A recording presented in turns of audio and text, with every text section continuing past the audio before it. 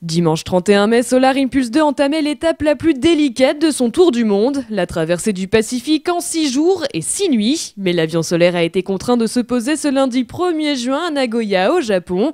En cause, des conditions météorologiques trop mauvaises sur l'itinéraire prévu vers Hawaï, une décision prise dans l'urgence. Problème maintenant au niveau du passage du front.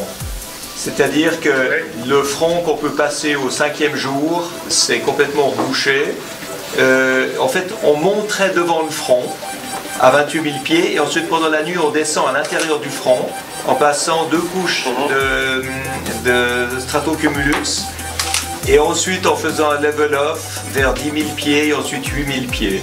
Ceux qui ont construit l'avion disent que l'avion est parfait pour passer dans des couches de stratocumulus de nuit, en IFR, etc. Par conséquent, si on ne peut pas passer le front comme ça, on ne peut pas le passer du tout. Ce qui veut dire qu'on doit s'arrêter et poser au Japon. Puis attendre un jour de plus. Alors attendre un jour de plus, on y a pensé aussi, ça paraît difficile parce qu'il y a le mauvais temps qui rattrape derrière toi. André Borchbin, qui était aux commandes de l'aéronef pour réaliser cet exploit technologique et aéronautique, a donc fait escale à Nagoya, attendant de meilleures conditions de vol pour reprendre sa route vers Hawaï. Pas oublier que c'est un avion très fragile, un avion qui ne supporte pas des vents de plus de 8 nœuds, ce qui est 16-17 km à l'heure de face.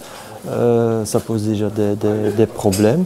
Et en altitude aussi, un vent de 50 km à l'heure de face pose déjà des problèmes parce que l'avion resterait sur place. Donc c'est comme nager contre le courant, avoir l'impression de nager ou de voler, mais en réalité de ne pas bouger du tout. Cette traversée du Pacifique de 8500 km représentait la partie la plus complexe du Tour du Monde, débuté le 9 mars dernier depuis Abu Dhabi. L'aéronef avait déjà dû repousser à plusieurs reprises son départ depuis Nankin en Chine en raison de prévisions météo défavorables.